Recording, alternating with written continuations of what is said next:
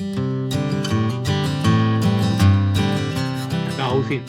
咁呢三條問題其實喺教會裏邊咧都經常有人會有呢個咁嘅詢問嘅。咁首先第一樣啦，即係我都未死，點肯定自己有永生啊？咁樣樣。咁呢個一樣啊。你反轉嚟問就係話，我都未死，我點知有冇神啊？我都未曾真係即係拖住神隻手咁樣樣。咁所以咧首先我哋一定要喺自己個認知嘅裏邊咧，你覺唔覺得即係呢個世界係有神咧？即係咁樣樣。如果你一口已經否定咗話呢個世界冇神嘅，咁你根本唔需要問呢個問題。咁而係當我哋知道有神，而我哋話我哋而家認識呢個就係嗰位創天造地宇宙嘅真神嘅時候咧，咁我哋就要睇下佢講乜啦。即係喺聖經裏邊就好清楚就話到我哋係有永生嘅。而點樣樣得到永生咧？就係相信耶穌啦，係真心嘅相信耶穌，咁你就有呢個永生。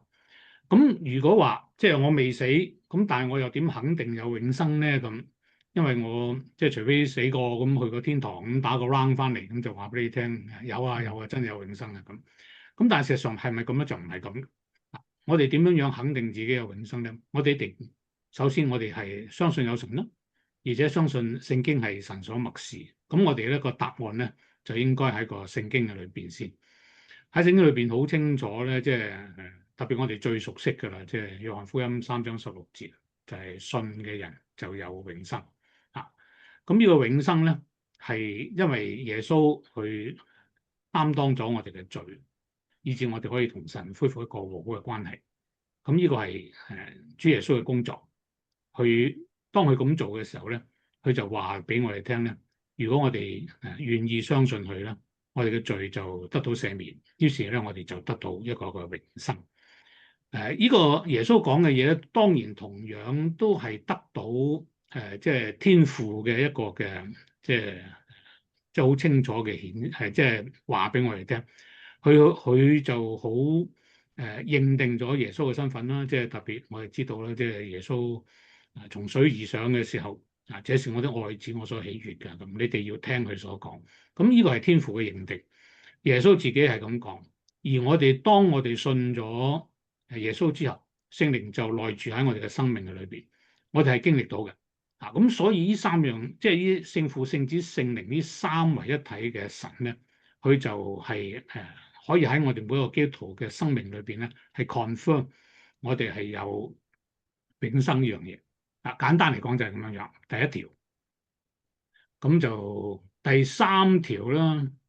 先前信咗耶穌，後來又唔信，咁仲有冇永生啦？咁其實我哋要知道咧，呢個又係成日都係有人會問牧師嘅，喂，咁佢而家咁搞法，上唔上到天堂啊？咁樣樣。其實係好簡單嚟到講咧，點解會懷疑有冇永生咧？嗱，其實喺聖經裏邊就好清楚，當你信咧，你就得到永生，而且係唔會失落嘅。咁但係事實上，我哋會有焦慮啊，即係譬如我犯罪犯得好緊要，或者諸如此類，我哋會有焦慮，會唔會係冇咗咧？即係咁。咁所以我哋要睇睇，當我哋懷疑自己有冇永生嘅時候咧，通常幾個原因。第一個原因咧，就係根本我由頭到尾未信過，我只不過喺知識上邊即係好似知道有孔子，知道有岳飛咁樣樣。咁人哋話你肯唔肯信耶穌？我信耶穌曾經存在過咁樣樣。呢種嘅信咧，就只不過係知識上邊嘅相信。就算有時你覺得我喺佈道會舉個手嘅喎咁樣樣，但係其實你係冇悔改㗎。你只不過即係都唔係話真係好承認自己係個罪人啊，又真係唔係好願意俾主耶穌即係入你個心裏邊居首位啊，即係諸如此類。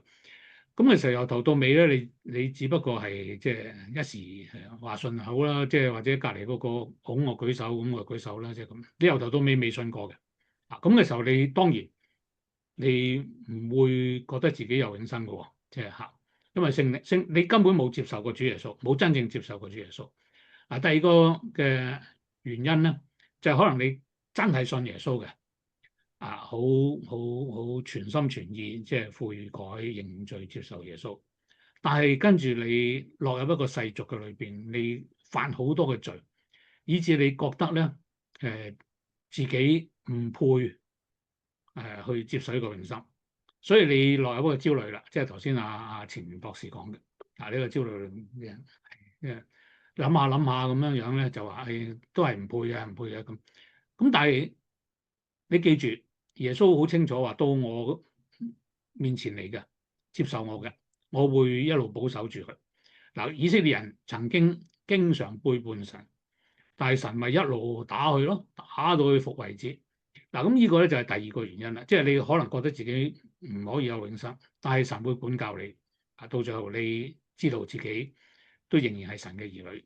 咁第三個原因咧，就係有啲假嘅教義啊。所謂假嘅教義咧，即係有啲人咧，就自己加啲嘢落去啊。我哋知道喺耶穌嘅時候，啲法利賽人文士都中意加啲嘢啦。就算而家有啲宗教話係攞本聖經嘅，都中意加啲嘢落去啦。就話即係喂，你奉獻唔夠啊，即係你100萬你都冇攞10幾萬出嚟，唔得喎咁樣樣你可能要積多啲功德喎，即係諸如此類。咁於是呢啲假嘅，即係或者錯誤嘅教導咧，令到你咧係猶豫自己有冇，所以你就唔 certain 自己係咪有永生。咁呢個係第三個原因。第四個原因咧，就係佢信咗耶穌，不過又唔睇聖經，又唔信聖經，又唔信牧師講嘢，乜都覺得自己諗嘅嘢最啱。咁嘅時候咧，佢唔係唔信耶穌，不過咧，佢硬係覺得懷疑，好多懷疑嘅，即係頭先都有提到即係多疑症即係咁樣樣。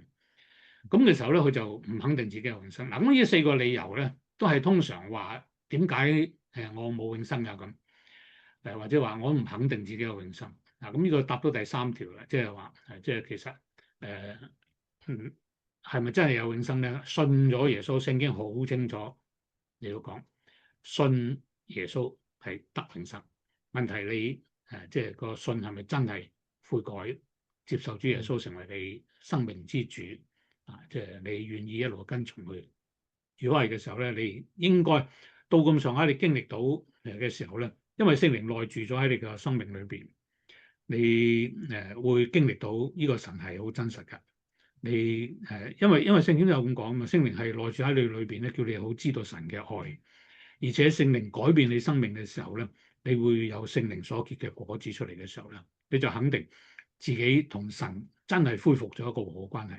如果你已經經歷過呢個咁嘅改變嘅時候咧，你唔會話神講話有永生係呃住我嘅啫，咁唔會㗎，因為你已經知道神係真實嘅時候，神係真實，永生就會係真實，就係咁簡單。好，第一、第三條答晒，夠鐘未啊？